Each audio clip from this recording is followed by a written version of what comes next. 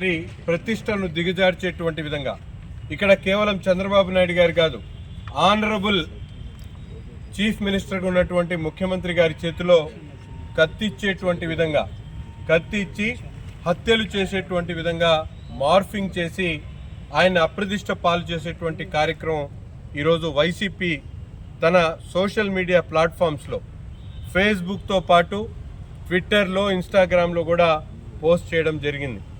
దీని మీద ఈరోజు గౌరవ ఎస్పీ గారిని కలిసి ముఖ్యంగా గతంలో జరిగినటువంటి విధంగానే ఈరోజు ముఖ్యమంత్రి గారి మీద ఆయన ప్రతిష్టను దిగజార్చేటువంటి విధంగా నేరపూరితమైనటువంటి ఆలోచనలతో, కుట్రపూరితమైనటువంటి ఆలోచనతో ఇటువంటి కార్యక్రమాలు చేస్తున్నటువంటి పరిస్థితులు ఈరోజు.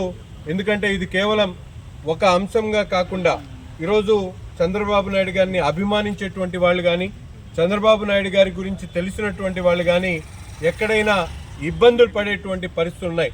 ఆయన ప్రతిష్టను దిగజార్చేటువంటి కార్యక్రమం. ఎందుకంటే ఈరోజు భారతదేశంలోనే కాదు, ప్రపంచంలో తెలుగు వారికి ఒక ఐకాన్ ఉన్నటువంటి చంద్రబాబు నాయుడు గారి గురించి ఇటువంటి ఫేస్బుక్లో చౌకబారు కార్యక్రమాలు, చౌకబారు విమర్శలు చేయడం వైసీపీ నాయకులకే సాధ్యమవుతా ఉంది. ఇటువంటి వారి మీద వెంటనే చర్యలు తీసుకోవాలని చెప్పి ఈరోజు గౌరవ ఎస్పీ గారిని కోరడం, అలాగే దీని మీద న్యాయ పోరాటం కూడా తప్పకుండా చేస్తాం. వెంటనే అరెస్ట్ చేయాలని చెప్పి ఎవరైతే దీనికి పాలు పంచుకున్నారో అటువంటి వారి మీద కేసులు తయారు చేయాలని చెప్పి కూడా కోరడం జరిగింది, ఎఫ్ఐఆర్ చేయాలని. ఎందుకంటే ఇది మరొకసారి రిపీట్ అవ్వకుండా వీరు చేసేటువంటి కార్యక్రమాలు ప్రజలు మభ్యపెట్టడం, వారిని మసిపూసి మారడు చేయడం, ఉన్నటువంటి వాస్తవాల్ని పక్కదోవ పట్టించడం, నిత్యం ఇదే తంతుతో వైఎస్ఆర్సీపీ మీడియా కానీ వారికి సంబంధించినటువంటి పత్రికల్లో నిత్యం ఇదే కార్యక్రమం చేస్తూ ఉన్నారు.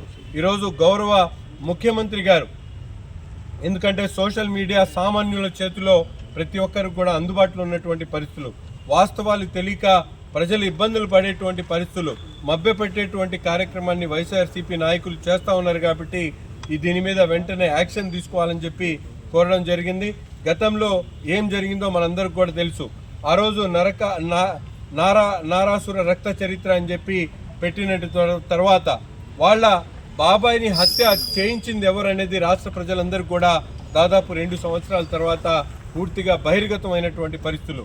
ఈరోజు ఇదే విధంగా వాళ్ళు చేసేటువంటి తప్పుల్ని కప్పిపుచ్చుకోవడానికి, వారు చేసేటువంటి దుర్మార్గాల్ని కప్పిపుచ్చుకోవడానికి ప్రయత్నంలో భాగంగా ఈ విధమైనటువంటి చీప్ ప్రాక్టీస్తో మా నాయకుడు రాష్ట్ర ముఖ్యమంత్రి వర్యులు చంద్రబాబు నాయుడు గారి అప్రతిష్ట పాలు చేసేటువంటి ఆలోచనతో ఒక ఆర్గనైజ్డ్ క్రైమ్గా, ఒక క్రిమినల్ బ్రెయిన్తో చేస్తున్నటువంటి ఈ కార్యక్రమాన్ని వెంటనే దృష్టి సారించి గౌరవ ఎస్పీ గారు అలాగే పోలీసు అధికారులు దీని మీద స్పందించాలని చెప్పి ఈరోజు ఒక శాసనసభ్యుడిగా నేను కోరడం జరిగింది.